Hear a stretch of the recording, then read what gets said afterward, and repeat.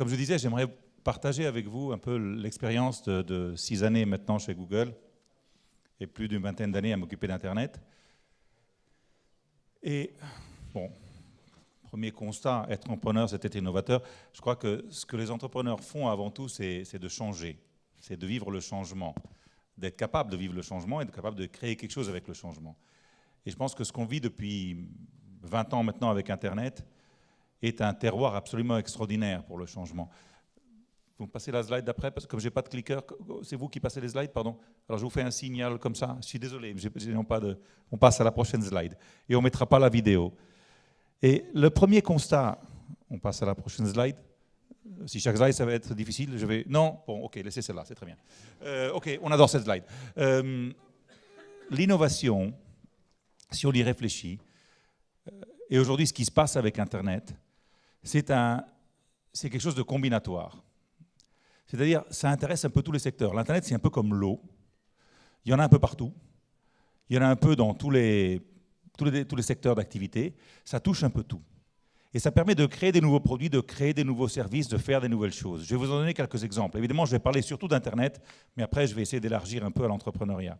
Mais je pense que chacun doit parler de ce qu'il sait, donc je préfère parler d'Internet que d'autres choses. Si on pense à l'effet, à cette question de combinatoire qui est donnée aussi par la technologie aujourd'hui, l'exemple qui vient en tête le plus souvent, c'est de revenir à il y a 500 ans et à Gutenberg et se dire, voilà, l'impression, c'était quoi en fait? C'était deux technologies qui étaient mises ensemble.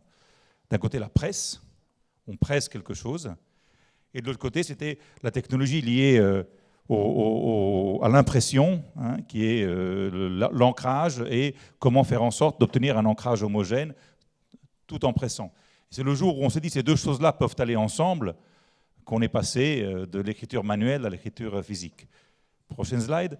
Si on y réfléchit, depuis quelques années, cet effet combinatoire de l'innovation s'est énormément renforcé. Si j'ai dans ma poche un téléphone portable, si ce téléphone portable est connecté à une montre ou à des lunettes ou quelque chose, on peut imaginer de mesurer mon état de santé avec des lentilles qui mesurent mon glaucome ou avec, je ne sais pas, quelque chose sous la montre qui mesure un battement cardiaque. On peut imaginer de fournir des nouveaux services. Et là, vous me direz, on est dans la médecine ou on est dans la technologie? J'en sais rien. Sans la technologie, on ne peut pas faire ce service. Sans la compétence de médecine, on ne peut pas non plus. Donc, l'effet combinatoire, c'est les secteurs qui se rencontrent les uns les autres. Et je pense que c'est quelque chose qui est souvent caractéristique aujourd'hui de l'entrepreneuriat, qui part de modalités traditionnelles, de métiers traditionnels, comme celui que fait notre ami, qui est un métier qui existe depuis longtemps, mais avec une approche qui utilise la technologie soit pour la communication, soit pour le travail en lui-même, qui est peut-être fait à distance. Et sans la technologie, l'approche serait peut-être différente. Et ceci est vrai un peu pour chaque secteur. Et c'est sur ça que je pense qu'il faut réfléchir aujourd'hui et se dire quelle est mon idée, à quoi elle répond d'un point de vue client, j'en parlerai dans quelques minutes, et est-ce qu'elle exploite bien cet effet combinatoire que les technologies me permettent, car si elle le fait, eh bien, elle a probablement plus de chances de fonctionner d'une manière qui soit d'un côté efficace, répondre à un besoin, mais aussi efficiente, faite avec une structure de coût intéressante. Je vais vous donner un ou deux exemples. Je ne vais pas les faire tous, parce que sinon je vais prendre tous sur 1 minute. Prochaine slide. Ça, par exemple, vous me direz, c'est une œuvre d'art sur un mur, non? C'est joli. Mais en fait, c'est un système de chauffage. Évidemment, c'est un architecte qui l'a dessiné, mais utiliser la technologie dans ce cas-là est très important, parce que d'abord, on l'allume à distance. Ensuite, il est exactement dans une position qui maximise la diffusion et qui minimise le coût. Et sans les technologies innovantes actuelles, ceci ne serait pas possible. Mais à la base, c'est quand même tout simplement quelque chose qui chauffe. Un autre exemple, cette danseuse magnifique a à ses pieds des senseurs qui reproduisent son mouvement. Donc elle danse, enfin, moi je ne vais pas le faire parce que je danse très mal, mais elle danse et donc elle bouge son pied et son téléphone portable reprend l'ensemble du mouvement. Ce qui permet par rapport à un protocole donné, elle devait danser, je ne sais pas moi, la mort du cygne, de dire voilà, tu l'as dansé correctement, tu l'as dansé moins bien, tu l'as dansé mieux, voilà ce que tu peux améliorer et l'aider à faire mieux. On peut appliquer cette technologie dans le golf, par exemple, aussi, pour améliorer votre swing. Je ne sais pas ceux qui jouent ici. On peut le faire dans le tennis, on peut le faire dans toute activité sportive. Mais on ne pourrait pas faire quelque chose de ce genre-là sans un applicatif sur téléphone portable et sans des senseurs sur soi. mais sans aussi la connaissance de base du secteur de quel on parle. Moi, si la danseuse doit faire la danse du cygne et c'est moi qui interprète les données, elle risque de ne pas être très bonne. Si c'est quelqu'un d'autre, ce sera probablement meilleur. Je veux dire, c'est cet effet combinatoire sur lequel j'insiste. Prochain exemple, des bébés. Je suis grand-père depuis 1 an, grâce à la naissance de 2 jumeaux. Et l'idée de dire, voilà, on peut imaginer que pendant un enfant dort, pendant qu'il dort, parce qu'on peut mesurer sa respiration, parce qu'on peut mesurer une série d'autres paramètres, ce qu'il dit ou ce qu'il ne dit pas, le fait qu'il se tourne ou qu'il ne se tourne pas, etc., eh bien, sa santé et sa vie peut être améliorée. Après, vous me direz, là, on parle du bébé. Quand je parle d'adulte, on me dit tout de suite la vie privée. Le bébé, on me le dit moins. Mais évidemment que la vie privée est importante. Mais quand chacun d'entre nous imagine qu'un service est plus important que le risque qu'il prend par rapport à sa vie privée, elle va adopter le service. Et donc, ces technologies nous proposent des choses qui ont une immense valeur. Pour moi, savoir suivre jour par jour, pouvoir le mesurer sans un coût élevé, quelle est la situation de vie de mon bébé, ben, ça peut l'éviter des maladies, ça peut avoir beaucoup de valeur. Et à la base, c'est quoi? C'est un logiciel et une connaissance. Donc un médecin qui a une compétence et un protocole, qui sait quoi faire, et un logiciel dans un téléphone. Ce n'est pas très coûteux. Mais l'effet combinatoire des deux crée beaucoup de valeur, crée cette possibilité de générer des nouveaux moyens. J'avance un peu. Nike fait la même chose dans le sport. On va avancer, sinon je vais prendre plus de 20 minutes. Et ça, c'est une idée que je trouve très sympa. C'est en Afrique, c'est des bijoux que vous portez et qui vont vous permettre de faire plusieurs choses. Un, il va mesurer votre battement cardiaque. L'autre, vous tapez dessus et il vous envoie la police parce qu'on vous agresse, etc., etc. Et les services sont liés, bien sûr, à des logiciels et à des idées et à des choses. Mais c'est des petites idées d'entrepreneuriat qu'on peut lancer autour de ça, qui peuvent devenir des business significatifs et de taille importante si on arrive ensuite à globaliser tout ça. J'avance. Donc, en fait, moi, Bon, la voiture qui s'imprime avec une imprimante 3D, ça arrive. J'avance encore. Voilà. Ça, c'est un autre exemple. Un avion, vous savez que la transmission d'Internet, c'est important pour tout le monde, mais un avion, un satellite, c'est cher. Donc, on est en train de développer chez Google une idée, c'est d'utiliser des planeurs qui sont envoyés dans le ciel à 20, au-dessus des avions, bien sûr, donc à 20 ou 22 km, et qui sont alimentés par l'énergie solaire et qui pourront faire une série de services comme transmettre des données ou prendre des photos ou autre chose, avec un coût qui est infiniment plus bas qu'un satellite, une durée de vie qui sera plus basse aussi qu'un satellite, mais c'est des alternatives intéressantes. Et là, la combinaison, c'est énergie solaire, mécanique, hydraulique, plus d'autres compétences. Je passe aussi tous ces exemples, et je voudrais vous dire 2 choses. Après, je sortirai un peu du numérique, mais ceux qui ont vu aujourd'hui, et en réalité, j'aimerais enlever le mot numérique, parce que pour moi, le numérique, c'est comme le gaz, non pas le gaz, comme l'énergie électrique. Le gaz, ça me fait un peu plus peur, surtout après que mon barbecue a pris feu dimanche dernier. Mais l'énergie électrique, il y en a partout, on en fait de tout, non? Et voilà, ce qui se passe, c'est qu'aujourd'hui, la chaîne de valeur change. Le fait qu'on soit tous connectés jour et nuit, qu'on ait un téléphone portable qui nous donne l'information en n'importe quel moment, fait qu'on vit notre vie d'une manière différente. Je rentre dans un magasin, je n'achète pas le bien dans le magasin, mais je l'achète autre part parce que je pense que le prix sera meilleur ou le service sera meilleur. Donc on est tous obligés de repenser la manière dont on fournit nos services sur les 3 phases que sont l'avant-vente, la vente et l'après-vente, à la fin d'optimiser l'ensemble des relations qu'on a avec nos clients et que le cycle de vie de notre produit et de nos services soit bon. Je suis sûr que chacun de nos lauréats ce soir l'a fait par rapport à son métier. Si on ne pense pas avant-vente, vente après-vente, et on ne revoit pas et on se dit voilà quand est-ce que le client peut avoir une relation avec moi, on perd des opportunités importantes et donc c'est une méthodologie qui a de la valeur. La question que me posent le plus souvent aujourd'hui les retailers, ça peut être n'importe qui fait de la vente dans un magasin, c'est comment mon client peut être mon client quand il est en dehors du magasin. Question intéressante. On peut imaginer que ton client soit ton client quand il est en dehors du magasin. Et s'il l'est, il viendra plus dans ton magasin et te suivra plus. Donc, quelles sont les 3 leçons que j'ai apprises? On va passer. Je suis désolé de faire ce geste, ça a l'air mal poli, je vous demande pardon, mais je n'ai pas de solution. Donc je suis obligé, ça a l'air un peu... voilà, moi les principes d'innovation que j'ai appris chez Google. Je passe au prochain. Ce principe-là est absolument fondamental. Et c'est un principe que on a plus de difficultés à vivre quand on a un passé, quand on a une grande entreprise, quand on existe depuis des années, parce que repartir à zéro en pensant à son client, oublier soi-même, oublier son process industriel, oublier la manière avec laquelle on travaille, honnêtement, c'est compliqué. C'est dur à vivre, dur à faire. On craint pour l'emploi, parce qu'on dit « je vais changer la manière de travailler ». On craint pour soi-même parce qu'on est habitué à travailler d'une certaine manière. Toutefois, ce que nous sommes en train de vivre dans tous les métiers du monde est un profond changement de relation avec les clients. Et on est obligé de repenser à zéro pour s'assurer que la proposition de valeur fasse un sens.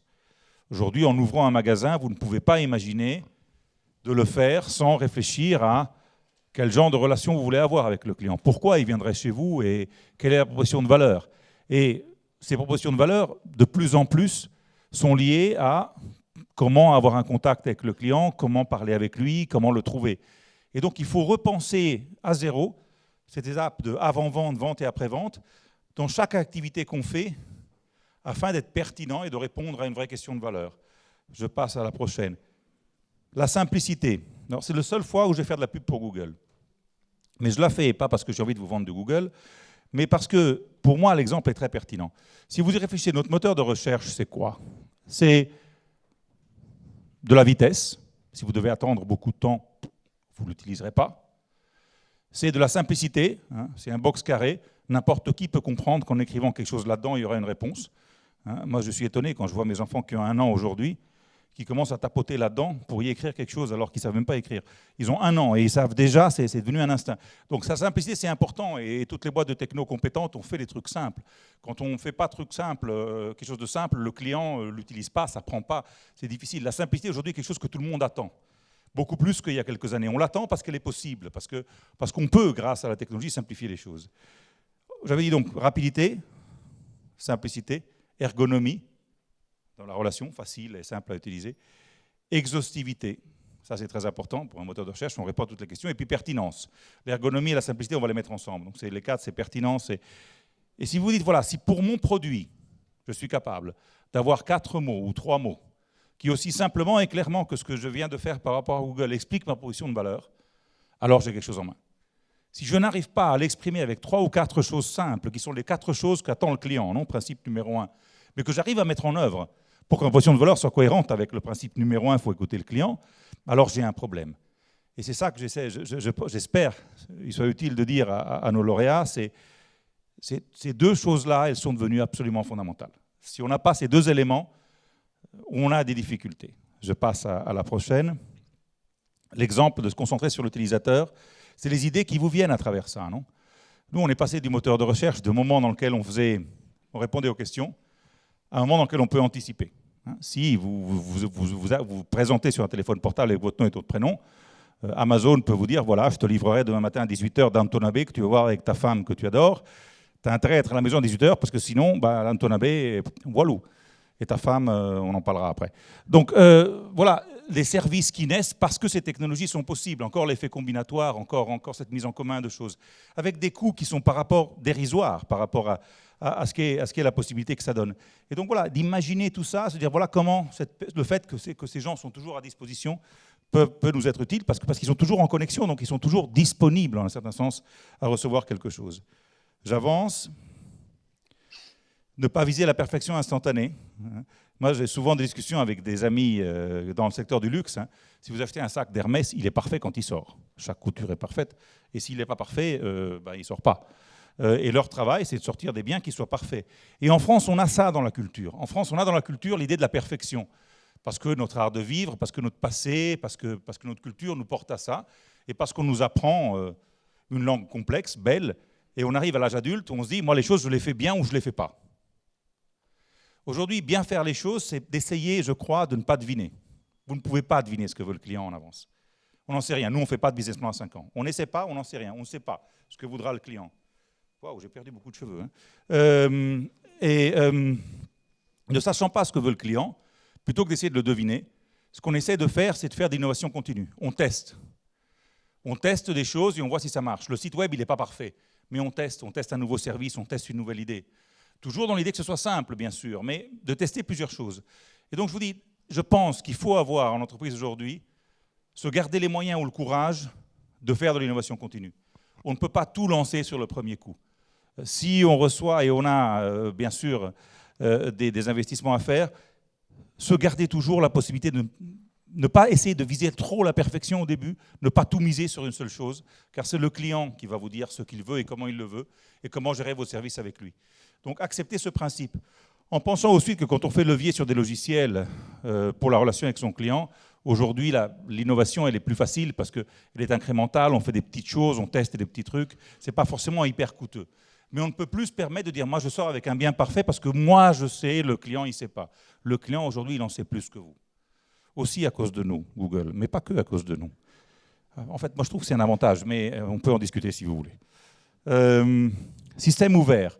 Je discute énormément avec des DSI, directeurs de services informatiques, qui ont une idée géniale, c'est de dire, moi je fais un système qui est à moi, je suis le seul qui le connaît, qui le comprend, il est propriétaire, comme ça il est sécurisé. Et ils vont voir leur directeur général en leur disant, voilà, c'est très bien, ton truc, je suis le seul qui le comprend, donc tu ne veux pas me virer, et en addition, il est sécure parce qu'il est unique. Le problème de ça, c'est que vous travaillez seul. Et si vous y réfléchissez, toutes les boîtes aujourd'hui qui ont du succès dans l'export et dans l'international, quel que soit le secteur, font levier sur l'ouverture des systèmes. Pourquoi? Parce que vous faites travailler les autres pour vous. L'Internet, avant tout, c'est quoi? C'est une technologie ouverte, c'est un langage commun. C'est la première fois, après une tentative avec le français il y a 200 ans et avec l'anglais il y a 100 ans, où on a adopté un langage commun. Et ce langage commun, dans le passé, il n'était parlé que par des PC. Aujourd'hui, il est parlé par des PC, par des télés, par des téléphones portables, par des montres, par des lunettes, et je ne sais quoi, par quelle autre sorte d'objet, des bracelets, des chevillères, et je peux continuer pendant des heures. Et le fait que tout le monde, toutes ces machines, tous ces objets se comprennent, crée ces possibilités d'innovation constante. Donc si on ne pointe pas sur l'ouverture, mais on fait des systèmes fermés, on s'isole du monde. Si on s'isole du monde, on se crée un problème. On a une structure de coût beaucoup plus élevée et c'est beaucoup plus difficile. Donc l'ouverture des systèmes est quelque chose, personnellement, dans lequel, à force d'y travailler, je crois profondément. Avec en plus, pour être honnête, ouverture et sécurité, ce n'est pas du tout antinomique. On peut sécuriser un système ouvert, tout autant qu'on peut sécuriser un système fermé. Il y a des méthodes pour le faire. Ouvert n'est pas synonyme de insécure, autant que fermé n'est pas synonyme de sécurité. Pour terminer, bon, l'innovation vient de partout. J'ai encore 3 minutes, il me semble, non, ou 4. Quelqu'un me donne le temps? J'ai combien de temps? Je ne veux pas dépasser. Oui, non, j'ai encore 10 minutes. Valoriser l'échec. Ça, c'est un point important. Travailler sur les projets qui changent le monde. Aujourd'hui, on a la possibilité, avec la technologie, de faire des choses qui ont un vrai impact, qui changent vraiment les choses. Moi, quand on réfléchissait par rapport à ces technologies, non, et je me dis, mais ces méthodes de mesuration, si on les utilisait en Afrique, pas à Paris, mais en Afrique, et si on commençait à mesurer comment vont les gens à distance avec ces méthodes-là dans des pays qui n'ont pas accès à une certaine qualité de médecine, quel problème on résout? Et à quel coût et comment? Et voilà, et en travaillant avec des réseaux de médecins, on a plein d'idées sur comment on peut amener ça vers le monde. Surtout qu'il faut qu'on se rende compte qu'aujourd'hui, le monde entier sait comment on vit. Donc le clivage nord-sud est de plus en plus inacceptable parce que les gens, ils savent comment on vit en France, en États-Unis ou en d'autres pays. Et donc il y a un désir de partager, d'avoir les mêmes choses. Donc c'est important aujourd'hui d'essayer de travailler sur ces sujets-là pour changer les choses. Bon, quelque chose à dire aux entrepreneurs. En fait, j'ai quelque chose à leur dire, moi, aux entrepreneurs, si je peux me permettre, et avec beaucoup d'humilité, parce que j'aurais souvent adoré faire l'entrepreneur, puis quand on est dans une grosse boîte et ça ne marche pas trop mal, et qu'on a 4 enfants, on se dit, au fond, je ne vais pas courir le risque. Après, on arrive à 50 ans et on se dit, merde, tu aurais peut-être dû courir le risque. Dans mon cas, ça ne s'est pas trop mal passé, mais c'est vrai que ça sera toujours un regret de ne pas avoir sauté de l'autre côté quand j'en ai eu l'occasion. Ça viendra peut-être. Réapprendre à penser comme un enfant, c'est-à-dire vraiment se concentrer sur le client et le pragmatisme. Ces 2 éléments, je pense qu'aujourd'hui, on en a vraiment besoin. Et on a tous un background culturel, on a tous appris beaucoup de choses. Mais si on veut aujourd'hui lancer une activité d'entreprise, il est essentiel de, au fond, tout oublier et s'arrêter sur 2 choses qui sont qu'est-ce qui pragmatiquement fonctionne et quel problème je résous. Et si on fait ça, on a un énorme avantage. Moi, je veux dire que je le vois souvent avec nos ingénieurs. Il y en a, vous savez que chez Google, il y a une règle. 50% d'ingénieurs qui s'occupent du produit pour le consommateur final et 50% maximum de gens comme moi qui font une activité de relation avec l'environnement ou du commerce ou du marketing ou autre chose. Mais ce 50-50 crée un équilibre entre produit et vente et crée un équilibre entre moyen long terme et court terme. Quand je vois les ingénieurs, le temps qu'ils passent à penser comme un enfant, c'est pour ça qu'ils sont aussi ingérables, mais est aussi ce qui amène de la valeur. Donc je pense que ça fait du bien de le garder, ça. Rapidement, slide d'après, si vous voulez. Écoutez les voix indépendantes. Alors moi, j'ai commencé depuis quelques années à rentrer dans des boards et je me rends compte qu'aujourd'hui, le fait d'avoir quelqu'un qui te remet en discussion, qui te pose des questions, ce que fait le réseau Entreprendre, qui est plus que de l'argent, comme il disait avant, nos deux présidents disaient avant, c'est vraiment fondamental. Donc entourez-vous de gens, trouvez des gens qui ont le temps et l'envie de vous critiquer. Aimez la critique, aimez qu'on vous dise ce qui ne va pas, car c'est de là que vient souvent la possibilité de mieux faire. Partager ses connaissances et idées. Alors là, nous, surtout par culture, quand je vois les Américains ou quand je vois même les Nord-Européens par rapport à nous, ou les Asiatiques, ils ont une culture dans laquelle ils partagent volontiers ce qu'ils savent. Nous, on nous apprend en France, de par l'école, de par l'éducation qu'on a, ce que je sais, c'est à moi. Il faut trouver le bon équilibre. Car si on veut aller plus loin, on a besoin aujourd'hui de partenaires, on a besoin aujourd'hui d'autres avec qui travailler, on a besoin de faire levier sur l'effet combinatoire de nos produits, de nos services, ce que j'essayais de vous dire avant. Et donc, si on a besoin de ça, il faut partager. Et donc, il faut se faire un peu violence et trouver moyen de se dire, si je reste dans mon microcosme, si je reste chez moi, si je ne participe pas un peu à des réseaux comme on fait ce soir, pour autant que je sois intelligent, comme je ne peux pas savoir ce que voudra le client parce qu'il change d'avis souvent et ça bouge beaucoup, je prends un risque. Donc cette capacité de partage est importante. Et je voudrais terminer par ça. Cette orientation client, cette capacité de s'oublier, si vous voulez, et de penser au client est absolument fondamentale. Moi, je pense qu'on vit, je fais une comparaison, là, je termine avec cette phrase, après juste une vidéo rapide à vous montrer. Je vais le dire d'une manière qui peut choquer, mais en 1789, il y a eu une révolution dans ce pays, non? La révolution, ça a été l'ancien régime, l'égalité, fraternité et liberté. Aujourd'hui, on vit une révolution qui est un peu la même. Et je vois des représentants du monde politique aujourd'hui, on le vit tous ensemble, ça, c'est il n'existe plus d'aristocratie d'entreprise. Ce n'est pas parce que j'étais grand il y a 5 ans, parce que j'étais le plus important, parce que ma boîte était grande, que j'ai de part là une garantie de futur. Et c'est ce qui rend beaucoup plus difficile ce qu'on fait aujourd'hui dans le monde de l'entreprise ou dans la politique ou dans toutes les activités que nous vivons, c'est que la technologie, la manière de s'interagir entre nous, la globalisation crée, malheureusement ou heureusement, cette nécessité de se remettre en discussion constamment. Et les questions qu'il faut se poser, c'est est-ce qu'on amène assez d'innovation là où on est pour que l'emploi soit créé là où il est détruit, pour qu'on développe nos économies de manière qui soit compétitive. Et c'est pour ça que je crains souvent qu'en France, on ait une vision un peu trop franco-française des choses, parce qu'aujourd'hui, la frontière est difficile. Aujourd'hui, des choses qu'on ne pouvait faire à distance, on peut les faire à distance. Et donc, si on veut créer des emplois, si on veut développer notre activités, je pense qu'on a vraiment besoin d'accepter ce fait que le changement est un peu continu. D'ailleurs, on a fait plein de projets dans plusieurs pays et j'adorerais les amener aussi ici, dans lesquels on s'est rendu compte que les nouvelles technologies offrent des métiers humbles, des métiers d'artisanat, des métiers simples. On pense souvent à nouvelles technologies, veut dire soit je suis Einstein, soit je ne peux rien faire. Mais tous les métiers qui naissent autour de la création de sites web, de la communication, de la vidéo, sont des métiers dans lesquels il faut des compétences manuelles, il faut des gens qui fassent des métiers d'entrepreneuriat artisanal, pas seulement industriel. Et donc voilà, donc je pense que tout ce changement que nous sommes en train de vivre est quelque chose qui nous remet vraiment en discussion.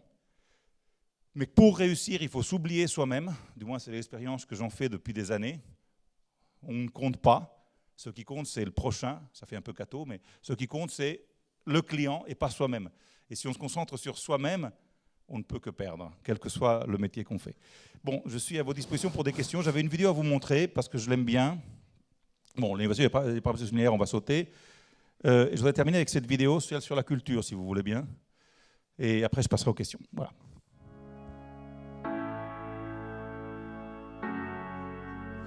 Si vous baissez un peu le volume, je vais la commenter. Ça, c'est une idée qu'on a eue il y a 3 ou 4 ans, à laquelle j'ai participé, qui est de se dire, un pays comme la France, comme l'Italie, l'Espagne, la Russie, la Chine, le Moyen-Orient, a une culture. Cette culture est partie de proposition de valeur. Aujourd'hui, si vous connaissez à l'export les gens qui exportent les produits de France, ils le font parce que ces produits veulent dire France. Un des lauréats d'aujourd'hui, d'ailleurs, moins de ça, non, avec tout est fait en France, proche du lieu de distribution. Bon, la proposition de valeur France est importante. La France, c'est notre culture. Notre culture, là, c'était Van Gogh, mais notre culture, c'est notre passé. Et si nous n'amenons pas ce rêve français de plus en plus vers le réseau, si l'Internet reste trop anglo-américain, il perdrons. Donc, j'ai voulu créer avec Google un institut culturel pour amener sur Internet le passé, pour faire en sorte que de plus en plus on en discute avec des technologies spéciales qui permettent de présenter des lieux, notamment avec comme vous avez vu avant la galerie de Versailles avec cette technologie Street View qui permettent de regarder dans les détails, dans les coins, amener des personnalités du passé, dans ce cas-là c'était Nelson Mandela, cette année on fera Churchill, faire en sorte qu'il y ait de plus en plus de personnalités qui soient connues et qui puissent, ça c'était des tableaux du Louvre qu'on a amenés sur Internet. Donc voilà, c'est un grand défi et je crois qu'un des lauréats de ce soir s'intéresse à ça, à amener l'art sur Internet, si je ne me trompe pas. Et c'est vraiment quelque chose de fondamental. Il faut que nous continuions à faire rêver la France. Et les gens ne rêveront plus la France si le passé n'y est pas, sa culture n'y est pas et tout ça n'est pas amené vers l'international. Voilà, donc c'était ma petite page de pub pour la culture, pas pour Google. Voilà, je suis à votre disposition si vous avez des questions. Merci Carlo. Carlo D'Assaro Biondo, coprésident Europe de Google, en charge des partenariats. Alors, je vous propose un deal, Carlo. Approchez-vous, mettez-vous dans la lumière. Le marché, c'est le suivant. Il y a des questions, elles sont courtes, il faut des réponses courtes. C'est jouable ? Oui. Super, on va le faire. C'est génial. Alors, alors celle-là, elle est sympa et elle est courte. Portez-vous des Google Glass ? J'ai essayé, j'ai pas aimé. Ah ouais, l'ergonomie. Ok, mais sinon... L'idée est géniale. Vous savez quel est l'usage de la Google Glass le plus avancé ? Je vous écoute. On ne savait pas, on avait 5 ou 6 services. C'était en fait de pouvoir montrer ce qu'on voit.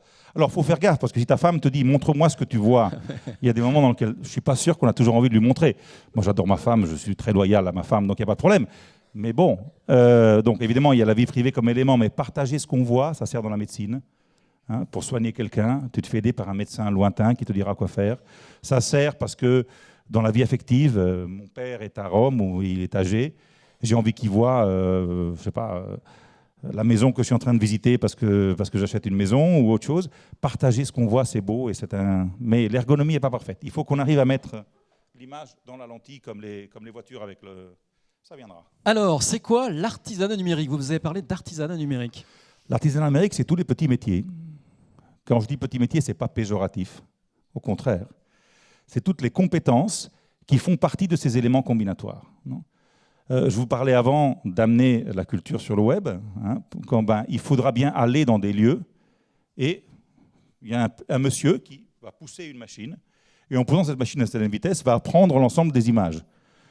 Hein, il y a des compétences autour de la vidéo, autour des sites web, autour de la vente qui se fait différemment lorsqu'on est sur Internet que lorsqu'on est dans le monde passé. Donc tous ces métiers aujourd'hui sont des métiers importants. Nous, on a créé... Alors, si on peut le faire à Paris un jour, on sera très heureux, mais je l'ai fait dans ma ville natale à Rome. On a créé une école dans un quartier considéré comme un quartier défavorisé, parce qu'on s'est dit, voilà, ici, on peut apprendre ces techniques qui sont la vidéo, qui sont les jeux à demande, qui sont la programmation sur Android et sur Apple.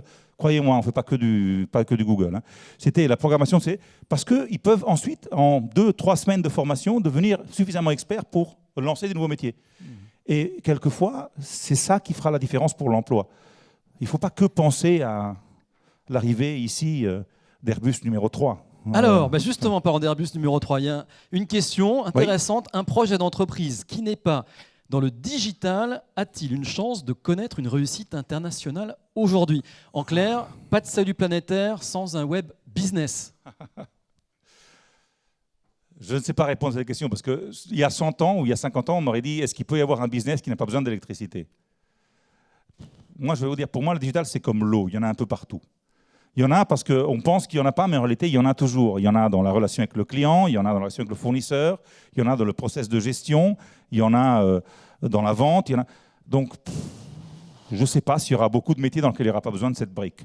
Après, cette brique, elle peut être plus ou moins importante selon le métier. Mais de me dire aujourd'hui, j'essaie de faire quelque chose exprès qui n'utilise pas la technologie Internet, pourquoi se compliquer la vie, quoi ? Bon, allez, une question un poil à gratter. Vous avez parlé d'aristocratie d'entreprise. Alors, oui. Il n'y a plus d'aristocratie pour entreprise. Regardez la question. Non. Google pourrait disparaître alors comme Netscape ? Écoutez, j'espère que non, mais je pense que oui. Et je pense que si Google n'avait été pas... Alors, vous savez, aujourd'hui, on est sous contrôle de la Commission européenne pour plein de sujets. On est une boîte qui a une taille. On parle aussi de fiscalité. Et si vous ne me posez pas la question, j'y répondrai directement moi-même, parce que je pense que c'est une question de respect aujourd'hui, vu qu'on en parle tellement qu'on s'exprime sur ça. Je crois que... la compétitivité sur le web a beaucoup changé en 5 ans.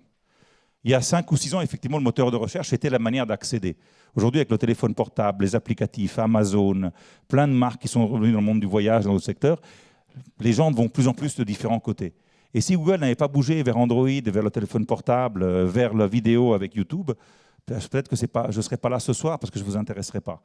Donc je pense que oui, il faut se remettre en discussion tous les jours. Et je vous dis, la première caractéristique d'un manager chez Google, c'est d'être un paranoïaque sain.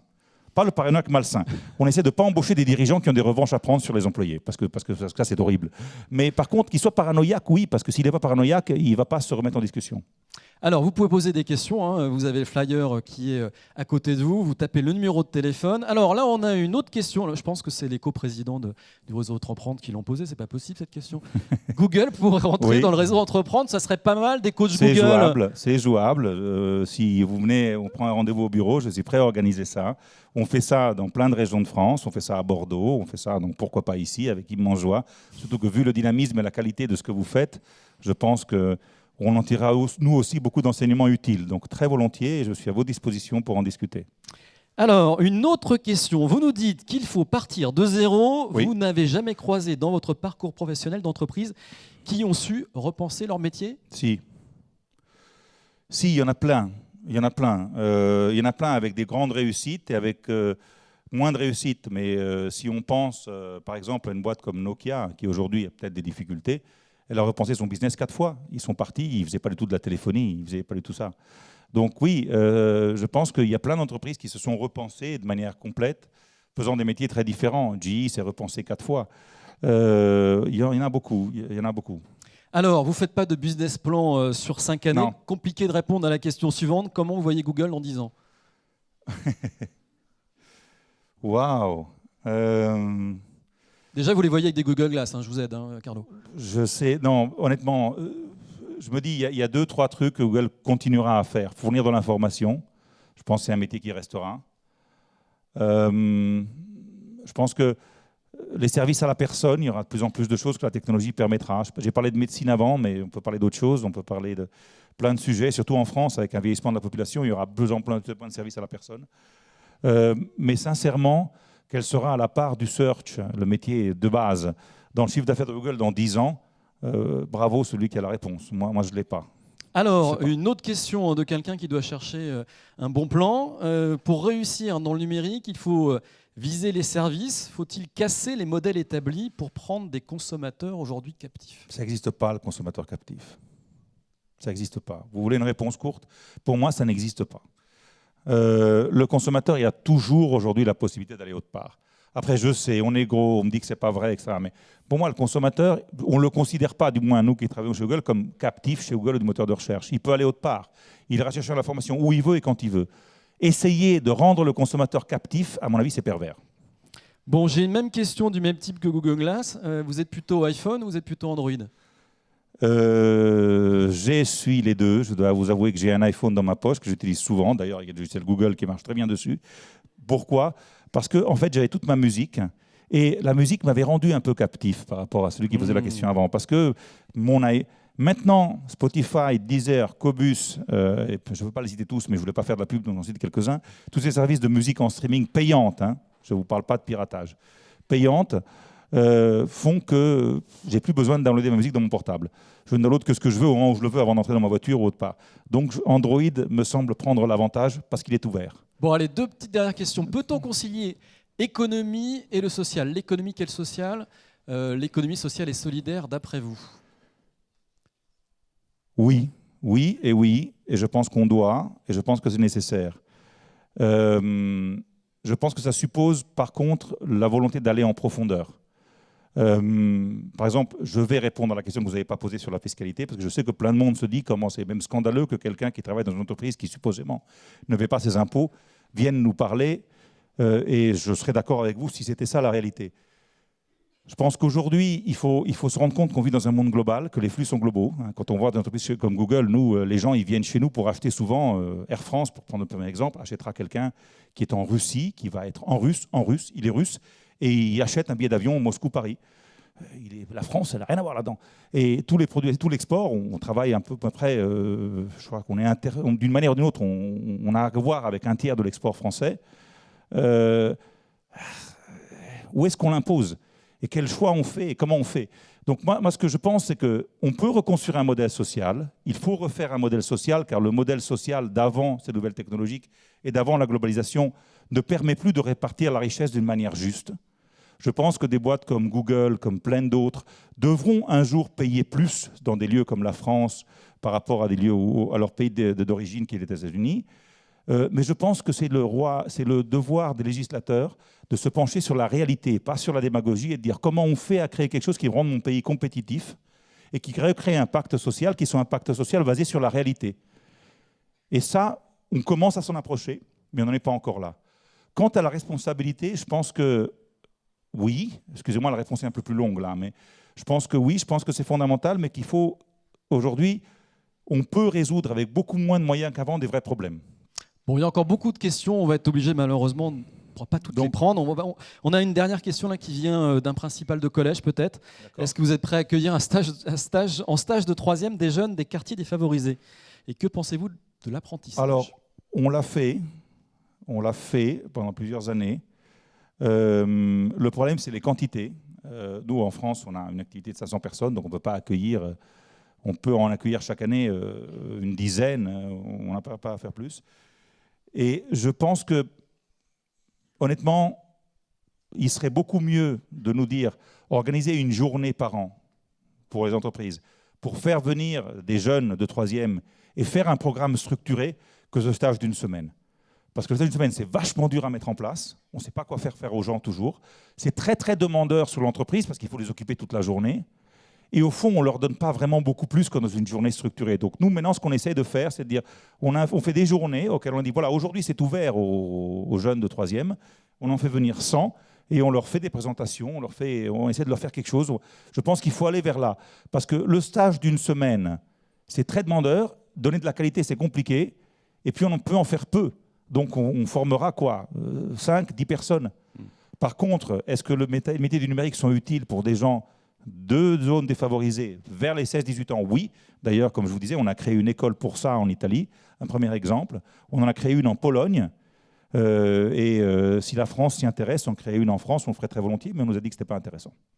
Alors, une dernière question, ça sera la toute dernière. Un conseil que vous donneriez à un jeune créateur? Vous en avez donné beaucoup, là, des conseils durant votre intervention. Je ne suis pas gourou. Un seul conseil à donner à un jeune créateur. Oublie-toi toi-même et pense à ceux à qui tu veux fournir ton service, mais ne pense pas à toi. En fait, souvent, le business model, même la manière de faire de l'argent, on ne la sait pas au début. Non, dans le search, Google, on n'avait aucune idée de comment ils auraient fait de l'argent. L'idée leur est venue 3 ou 4 ans après. Mais ils étaient obsédés par amener une vraie valeur aux clients. Quelquefois, on me demande, mais quelle valeur amène Google? Mais vous savez, quelle valeur vous amène? À part les dizaines de milliers d'emplois créés chaque année pour l'export dans chaque pays, à part... Moi, j'ai envie de vous répondre, OK, on arrête de répondre aux questions pendant 2 jours. On l'éteint. Bon, je veux dire, et la valeur était très forte, mais ils ne savaient pas comment faire de l'argent. D'ailleurs, ils ont dû embaucher un adulte, Eric Schmidt, qui a été embauché pour ça, pour créer le business model économique. Il l'a trouvé. Pourquoi? Parce que si vous amenez de la valeur à quelqu'un, si vous amenez une vraie valeur, vous résolvez un vrai problème, d'abord parce que c'est juste, parce que c'est légitime, parce que c'est naturel, vous trouverez le moyen de faire de l'argent avec. Donc la première chose, ce n'est pas de penser à comment faire de l'argent, c'est de penser à quel problème on résout. Et comment faire de l'argent, ça vient normalement comme une conséquence. D'ailleurs, on dit que les gens qui réussissent dans la vie sont souvent ceux qui sont passionnés par ce qu'ils font, pas par ce qu'ils sont. Non ? Très bien, c'est une belle conclusion. Merci beaucoup, Carlo Nazzaro Biondo, coprésident Europe de Google, en charge des partenariats